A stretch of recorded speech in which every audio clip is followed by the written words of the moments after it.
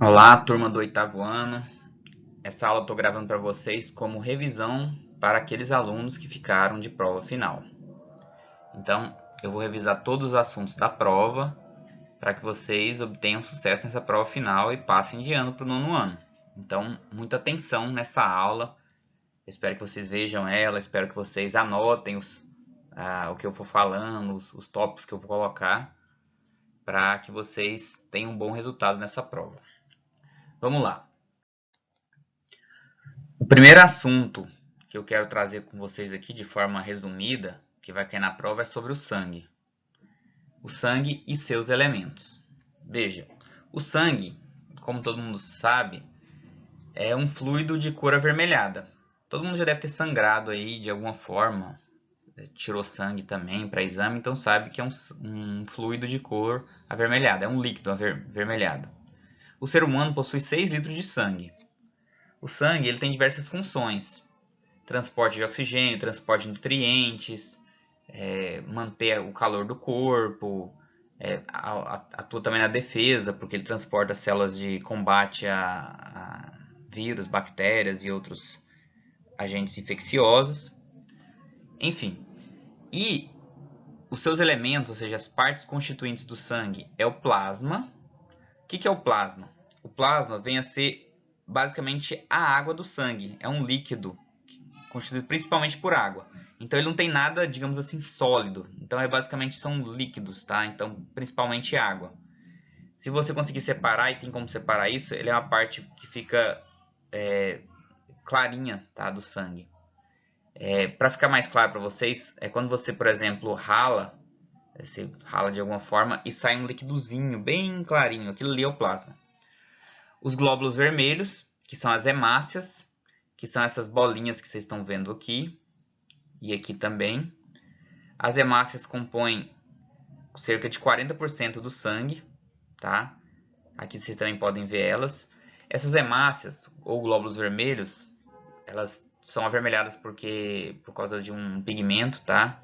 Que chama hemoglobina, que dá essa cor para elas. E qual é a grande função das hemácias? Lembre-se disso, é transporte de oxigênio. Então, quando você respira, aí esse oxigênio que você respira, ele vai ser do pulmão levado para o sangue, e quem vai transportar serão as hemácias, tá? Os glóbulos brancos, que estão chamados de leucócitos, que aqui você consegue ver a imagem deles, são células de defesa do organismo contra organismos invasores, vírus, bactérias, protozoários, vermes. Então, tudo isso, eles têm vários tipos: linfócitos, monócitos, eosinófilos, basófilos, neutrófilos. Existem vários tipos. Basicamente, o que vocês precisam lembrar é que são células de defesa. E temos as plaquetas. As plaquetas e os leucócitos, eles são 4% do componente sanguíneo. As plaquetas são pequenas partículas, tá?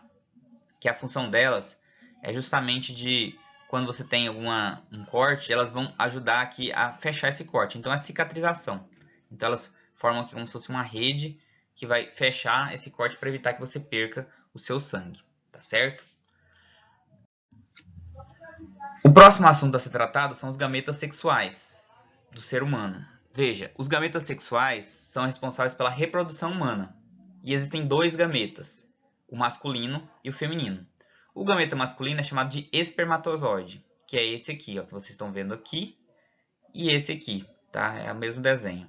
E o gameta feminino é o ovócito, que temos aqui, e aqui também nós temos um ovócito um tamanho maior, que é formado de várias células, mas aqui está o ovócito na parte interna, tá? Esse aqui são células que envolvem esse ovócito. Veja, o ovócito e o espermatozoide, eles se unem num processo chamado de fecundação. Então tá aqui a fecundação, o desenho, né? Então um espermatozoide vai fecundar um ovócito, vai dar origem a todo um processo que vai formar o bebezinho. Onde acontece isso? Acontece aqui no caminho para o útero. Então você tem um ovário que libera o ovócito, e aí aqui na tuba uterina os espermatozoides encontram esse ovócito, fecundam e vai começar a formar um conjunto de células que no final vai se implantar no útero e vai dar origem a todo o processo da gravidez, que vai formar o bebê depois de 9 meses. Então, lembre-se, gameta masculino espermatozoide, gameta feminino ovócito. Algumas formas de evitar a fecundação são chamadas de métodos anticoncepcionais.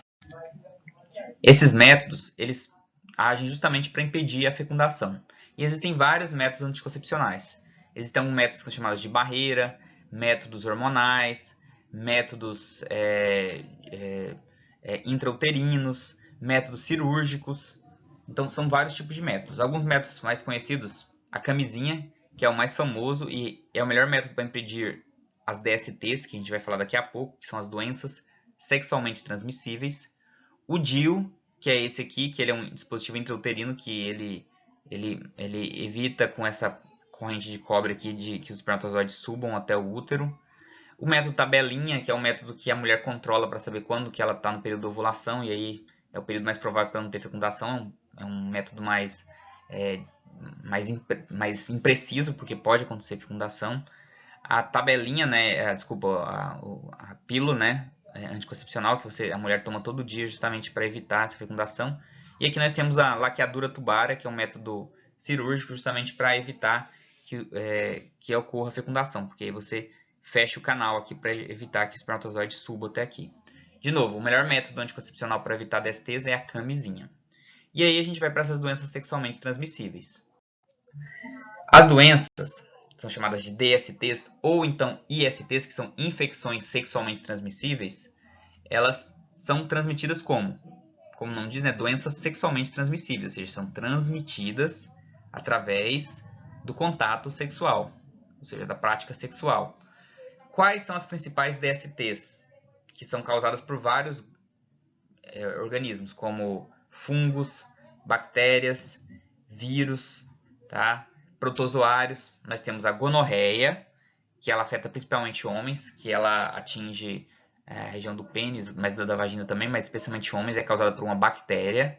Temos a herpes, que é causada por um vírus, que tem a herpes bucal e a herpes sexual, tá? Que atinge os órgãos, que formam pústulas, tá?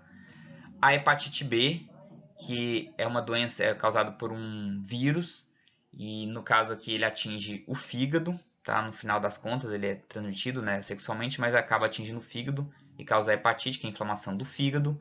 A candidíase que vocês estão vendo aqui, que é causada por um fungo, que ela pode atingir a boca, como eu coloquei aqui, que forma essa mancha esbranquiçada de fungos, mas também a região vaginal, é muito comum em mulheres. É a DST mais comum em mulheres, inclusive. O HIV, que é a AIDS, que é bem famosa, que é causada por um vírus.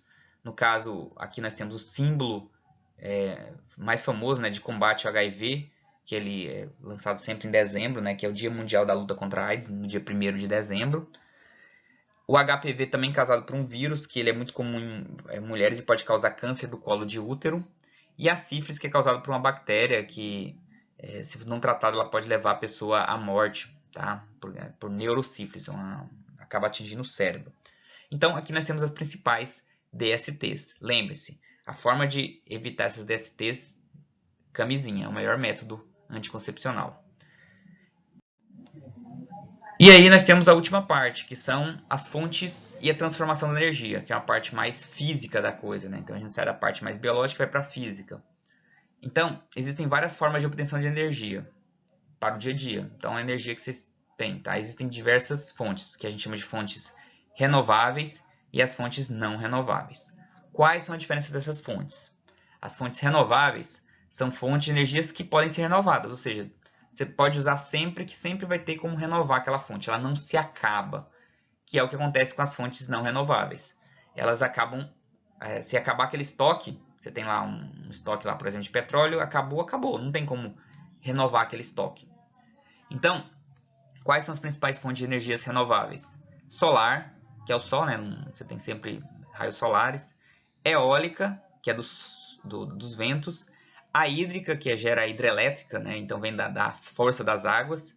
A maremotriz, que é da força das marés. Geotérmica, que vem de fontes de vulcões ou de lugares termais quentes. E de biomassa, que é usando resto, por exemplo, de bagaço de cana. São fontes renováveis.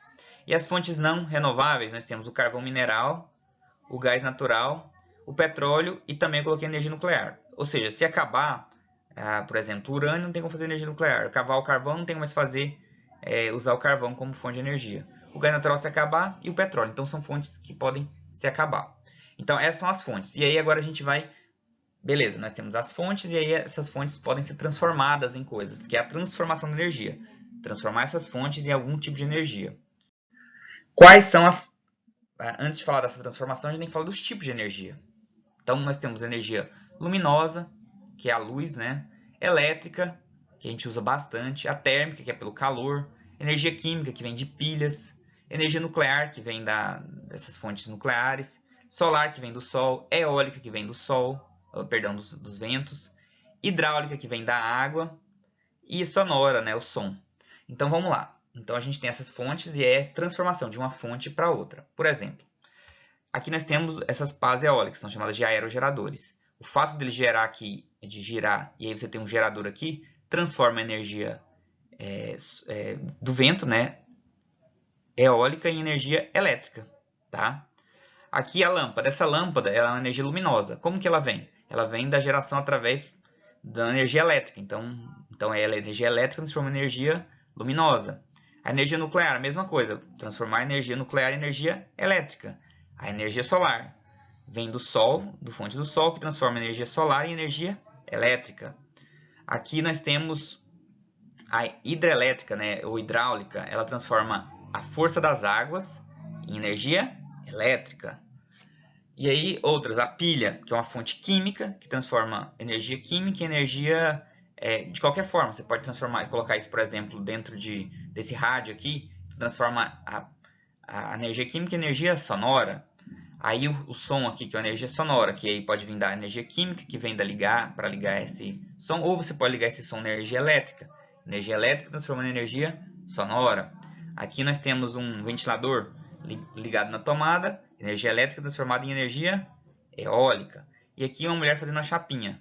Energia elétrica sendo transformada em energia térmica para fazer a chapinha. Então vejam, são transformações da energia. A energia ela nunca se perde, ela sempre se transforma.